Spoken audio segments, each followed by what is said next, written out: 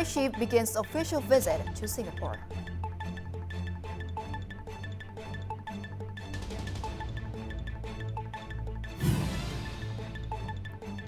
And land rent reduction aims to boost business growth.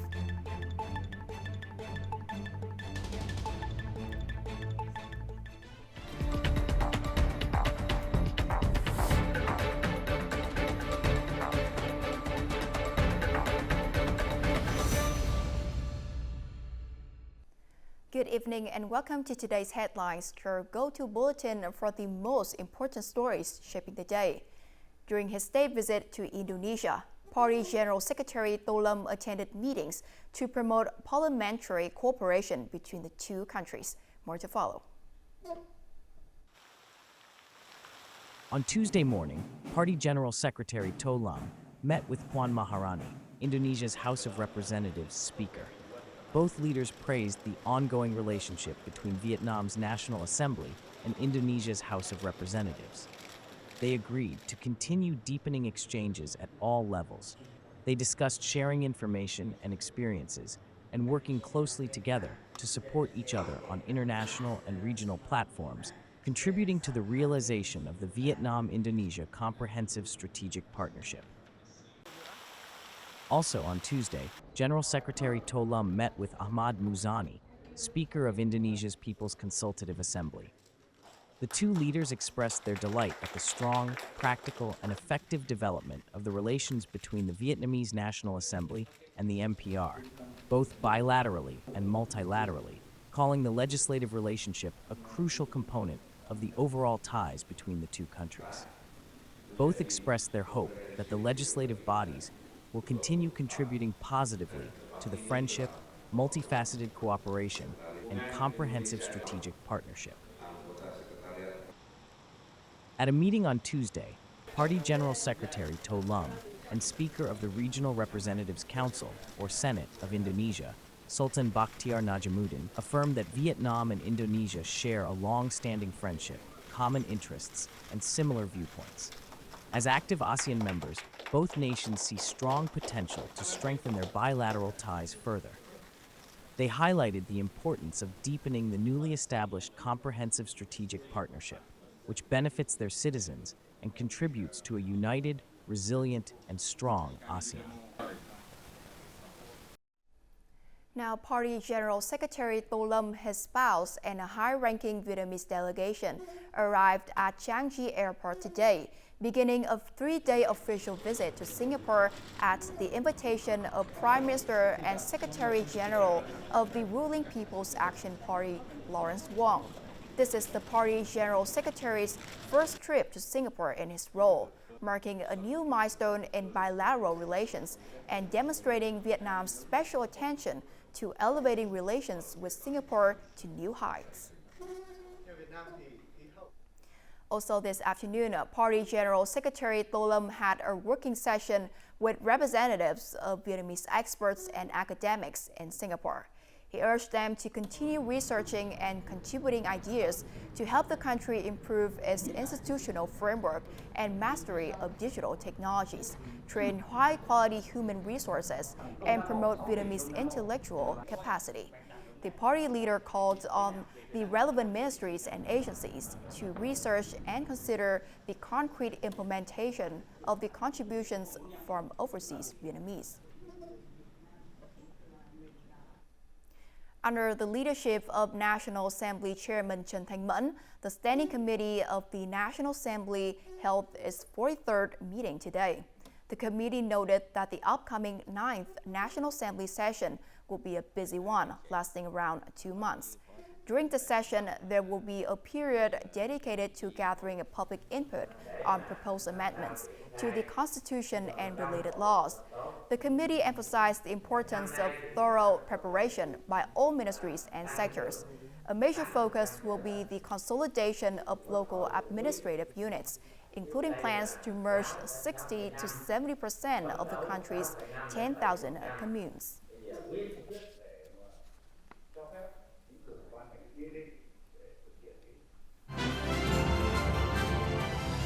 Coming up next, land rent reduction aims to boost business growth.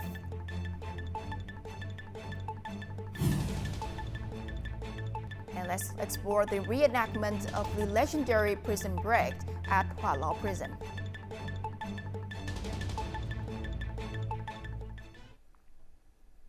Welcome back to VTV News. Men take care of their health less than women. A key finding from the scientific conference announcing the results of a national study on gender equality conducted by the Vietnam Academy of Social Sciences and the Vietnam Women's Union. The study analyzed the current situation and challenges in 7 key areas: education and training, economy, healthcare, social welfare, family, gender-based violence prevention, climate change and disaster response, and state management. Notably, this is the first time male-targeted violence has been studied in Vietnam. The research was also based on surveys conducted last year across 6 socio-economic regions nationwide. This morning, the National Assembly Standing Committee agreed to the government's proposal to reduce land rents by 30% in 2024 and issue a decree outlining the details. In recent years, land rent reduction has been a key fiscal policy, helping people and businesses gain more resources to develop production and business. Renting over 9 hectares since 2021 and benefiting from the state's land rent exemption, the enterprise saved $157,000 USD to reinvest in new production lines with modern technology. With this funding, we invest in enhancing product quality and launching new products to boost enterprise competitiveness and significantly improve investment efficiency. Reducing input costs drives production and boosts business confidence in this year's growth target. We use the exemption funds to reinvest and expand production. Our business benefits from government policies while increasing production, creating dual benefits for businesses and the state, and supporting the Prime Minister's 8% growth target. Total land rent in 2024 is expected to be reduced by $157 million USD, with the Ministry of Finance proposing 2 options to maintain last year's reduction for people and businesses. The tax reduction policy has proven effective. Since it doesn't require an approval process, it can be implemented immediately. This policy has a fast and significant impact on the economy. With the first quarter of 2025 nearly over, it is essential to quickly propose and implement support policies to boost production and business and help achieve the government's 8% economic growth target. Now this afternoon, air pollution slightly increased in several northern provinces and cities compared to the morning. Thái Nguyên recorded the worst air quality, with fine dust concentrations reaching up to 173 at some monitoring stations. Other stations in Hanoi, Phú Thọ, Hải Dương, and Hà Nam exceeded 100, indicating poor air quality. Now tomorrow morning, air quality in the north is expected to improve significantly as stronger southeastern winds bring light rain and drizzle, helping to wash away pollutants. Today, the Hua Lao Prison Relic Management Board hosted Time-Lit Impressions, a journey through history, a reenactment of the historic prison break 80 years ago. The event featured an escape in which participants crawled through the sewers. In 1945, prisoners also used 2 other methods: scaling the prison wall and passing through the prison gates, where they mingle with visitors bringing supplies, helping them escape from Hua Lao Prison. The recreation was attended by the relatives of former political prisoners who participated in the historic prison break. Positive news for the country's tourism industry. 2 Vietnamese destinations, Nha Trang and Phu Quoc, have been named among the top 10 most impressive beach spots in Southeast Asia, according to a recent poll by the Times of India.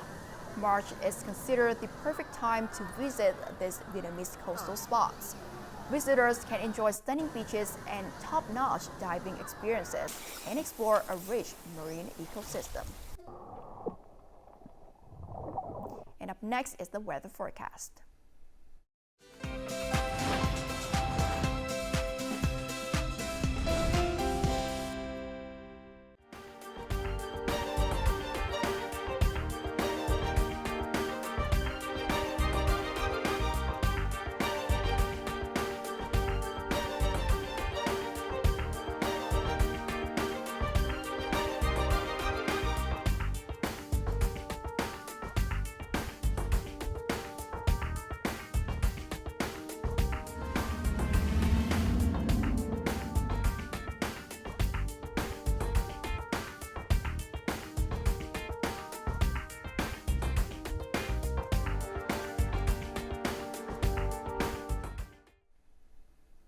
And that's the end of today's headlines. To rewatch our program, you can download VTV Go from our mobile application or visit our YouTube channel, VTV4Go.